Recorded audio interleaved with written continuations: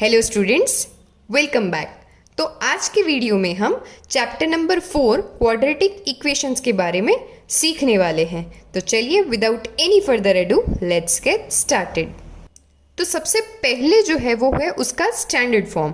तो यहाँ पे लेफ्ट हैंड साइड पर मैंने एक पोलिनोमियल लिखा है जो कि है ax² + bx + c, और उसके राइट साइड मैंने = 0 लगाया हुआ है।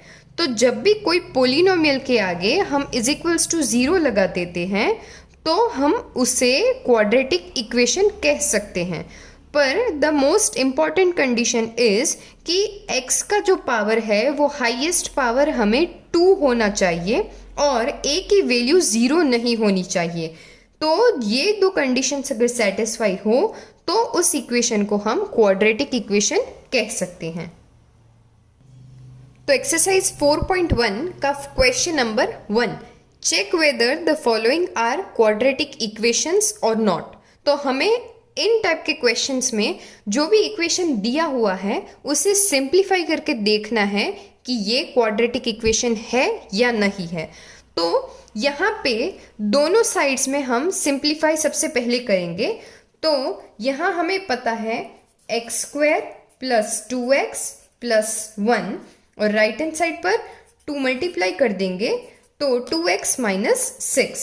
तो अब दोनों साइड्स में हम सिंप्लीफाई करें तो 2x जो है वो कैंसिल आउट हो जाएगा, तो बचेगा x², ये 6 शिफ्ट होके आ जाएगा लेफ्ट हैंड साइड, तो x² + 7 = 0। तो चलिए यहाँ पे कंडीशंस देखते हैं।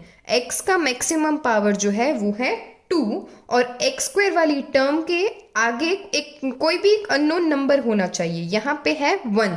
तो दोनों कंडीशंस मेरी सेटिस्फाई हो रही है, यानी ये क्वाड्रेटिक इक्वेशन का फॉर्म है। Second example, x - 3 2x + 1 = x × x + 5। तो सबसे पहले हम दो ब्रैकेट्स को मल्टीप्लाई करेंगे। तो इसका सबसे इजी जो मेथड है वो है इंडिविजुअल एक एक टर्म कोई एक ब्रैकेट की आप ले लो और फिर दूसरे ब्रैकेट को आप वैसा का वैसा ही रखो। तो दिखाती हूँ। तो सबसे पहले इस पहले ब्रैकेट का मैं x जो है वो लेती हूँ और उसे 2x + 1 के साथ मल्टीप्लाई कर देती हूँ। फिर जो रिमेनिंग फर्स्ट ब्रैकेट का जो वैल्यू है जो है -3, उससे मैं साइन के साथ ही लिखूंगी और फिर उसे दूसरे ब्रैकेट के साथ मल्टीप्लाई करूंगी, और राइट हैंड साइड पर हम x को अंदर मल्टीप्लाई करके लिख लेंगे तो हो जाएगा x² + 5x। तो अब मल्टीप्लाई करके ये सभी सॉल्व करते हैं तो ये हो जाएगा 2x² + x - 6x - 3, और राइट हैंड साइड पर x² + 5x। तो सबसे पहले सिंप्लीफाई करते हैं हम टर्म्स। तो दोनों साइड 2x² और यहाँ पे x², तो इस x² को मैं लेफ्ट साइड शिफ्ट करूंगी तो मुझे मिलेगा x²। अब है +x - 6x, तो ये हो जाएगा प्लस माइनस माइनस करेंगे हम और जो बड़े नंबर की साइन है वो लेंगे। तो बड़ा नंबर है 6 और उसकी साइन है माइनस, तो इसका आंसर होगा -5x - 3 और राइट साइड रहेगा 5x। तो आप सिंप्लीफाई करेंगे x² और ये जो रहेगा 5x वो लेफ्ट साइड आएगा तो -5 - 5, तो हो जाएगा -10x - 3 = 0। तो ऑब्वियसली आप देख सकते हो कि ये क्वाड्रेटिक इक्वेशन का फॉर्म है। Third question, x² + 3x + 1 = x - 2 the whole square. तो चलिए इसे सिंप्लीफाई करते हैं। x² + 3x + 1 = x² - 4x + 4।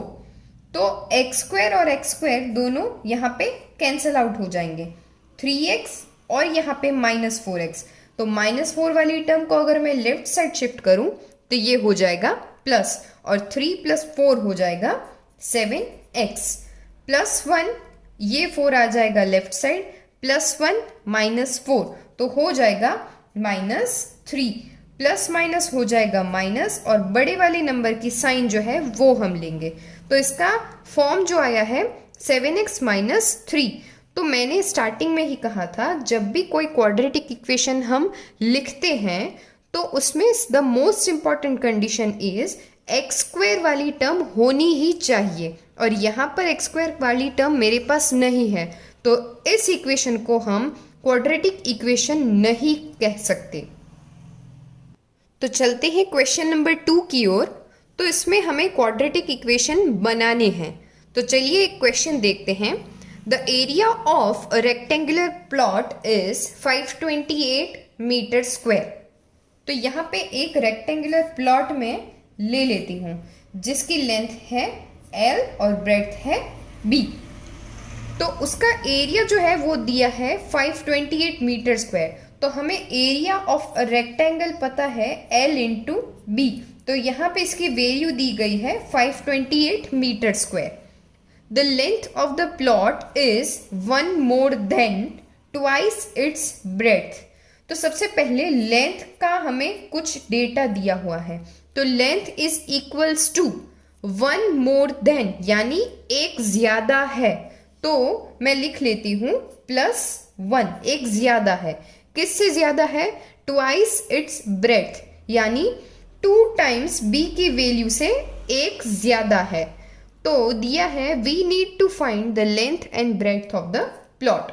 तो सबसे पहले हम इसका क्वाड्रेटिक इक्वेशन कैसे बना सकते हैं वो हमें सोचना है। तो मेरे पास 2 डेटा गिवन है, तो सब मैं क्या करूंगी, कोई भी एक इक्वेशन को सब्जेक्ट ऑफ फॉर्मूला बना लूंगी। तो चलिए क्या करेंगे हम, ये जो L की वैल्यू है 2b + 1 वो मैं सब्सटीट्यूट कर दूंगी ऊपर वाले इक्वेशन के अंदर। तो L into B is equals to 528, इस वाले इक्वेशन को हम यूज करेंगे। तो L की जो वैल्यू है वो मैं इस इक्वेशन में डाल रही हूँ और इसे सिंप्लीफाई कर लूंगी। तो मेरे पास इस b को मल्टीप्लाई करना होगा इसके साथ, तो रहेगा 2b² + b is equals to 528। तो इस 528 को मैं शिफ्ट कर लूंगी, तो मुझे मिलेगा 2b² + b - 528 is equals to 0। तो बन गया मेरा गिवन डेटा का क्वाड्रेटिक इक्वेशन। दूसरा question, the product of 2 consecutive positive integers is 306. We need to find this integers. तो यहाँ पे जो ये स्टेटमेंट दिया हुआ है उसका हमें क्वाड्रेटिक इक्वेशन बनाना है। तो यहाँ पे दिया हुआ है प्रोडक्ट यानी multiplication of 2 consecutive positive integers. तो 2 नंबर्स हैं मेरे पास और उनका मल्टीप्लीकेशन जो है वो 306 है, लेकिन वो 2 नंबर्स मुझे पता नहीं है। तो चलिए एक जो नंबर है मैं उसे अज्यूम कर लेती हूँ x, क्योंकि मुझे कोई नंबर वो क्या है वो पता नहीं है। तो दूसरा वाला नंबर जो है वो क्या रहेगा, तो क्वेश्चन में दिया हुआ है कंसेक्यूटिव। तो हमेशा याद रखिएगा कंसेक्यूटिव का नंबर है उसके बाद वाला तुरंत का नंबर। तो सपोज ये x है मेरे पास, तो दूसरा नंबर जो रहेगा उसमें मुझे 1 ऐड करना है। से फॉर एग्जाम्पल अगर मेरे पास कोई भी एक वैल्यू है, सपोज है मेरे पास 1, तो 1 का कंसेक्यूटिव नंबर जो रहेगा वो रहेगा 2। सिमिलरली 2 का कंसेक्यूटिव नंबर रहेगा 3, सो ऑन। तो यहाँ पे मेरे पास है x, तो x का कंसेक्यूटिव नंबर जो है वो रहेगा x + 1। तो मुझे कहा है कि प्रोडक्ट जो है इन दोनों का वो है 306। तो x multiplied by x + 1 is equals to 306। तो इसे हम सिंप्लीफाई करेंगे, तो x² + x is equals to 306। और इस नंबर को जब भी मैं लेफ्ट साइड शिफ्ट करूं तो मुझे मिल रहा है एक क्वाड्रेटिक इक्वेशन। तो अगला जो क्वेश्चन है वो है Rohan's mother is 26 years older than him. The product of their ages 3 years from now will be 360. तो चलिए इसका क्वाड्रेटिक इक्वेशन बनाते हैं। तो सबसे पहले जब भी 2 इंसान की बात आती है तो उसमें सबसे छोटा वाला जो होता है उसकी वैल्यू हमें अज्यूम करके शुरू करनी होती है। तो यहाँ पे 2 हैं लोग, रोहन्स मदर है और रोहन, उन दोनों लोगों की बात हो रही है। तो सबसे इजी जो रहेगा वो रहेगा कि हम रोहन की एज को अज्यूम करके चले। तो यहाँ पे मैं रोहन की एज को x अज्यूम कर रही हूँ, लेकिन प्रेजेंट एज। तो रोहन प्रेजेंट एज मैं लिख रही हूँ, से for example it is x। तो रोहन की मम्मी उससे 26 ईयर्स बड़ी हैं, तो ऑब्वियसली रोहन की मम्मी की जो एज है तो वो रहेगी प्रेजेंट एज, वो रहेगी x प्लस 26। तो अब नेक्स्ट सेंटेंस में द प्रोडक्ट को हम अभी साइड में लिखते हैं।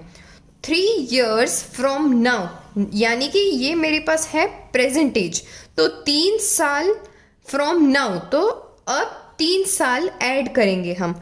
तो आफ्टर 3 years, तो 3 साल बाद ऑब्वियसली रोहन की एज जो हो जाएगी वो रहेगी x प्लस 3, और रोहन की मॉम की जो एज रहेगी तो x प्लस 26 में मुझे 3 ऐड करना है, तो इसका आंसर होगा x प्लस 29। तो 3 साल बाद हम दोनों की एज में 3 ऐड कर देंगे।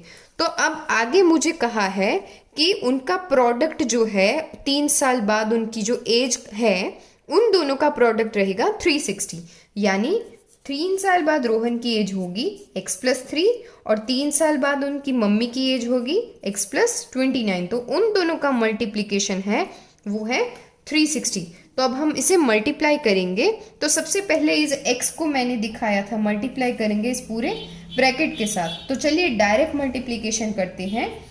तो आएगा x स्क्वायर प्लस 29x, और अब इस 3 को मल्टीप्लाई करूंगी मैं पूरे ब्रैकेट के साथ, तो आएगा प्लस 3x, और 29 मल्टीप्लाइड बाई 3 आएगा 87, और राइट हैंड साइड पर है 360। तो x square 29 plus 3 will be 32x, और 87 और 360, तो 87 माइनस 360 हो जाएगा माइनस 273 इज इक्वल्स टू 0। तो ये बन गया मेरा क्वाड्रेटिक इक्वेशन।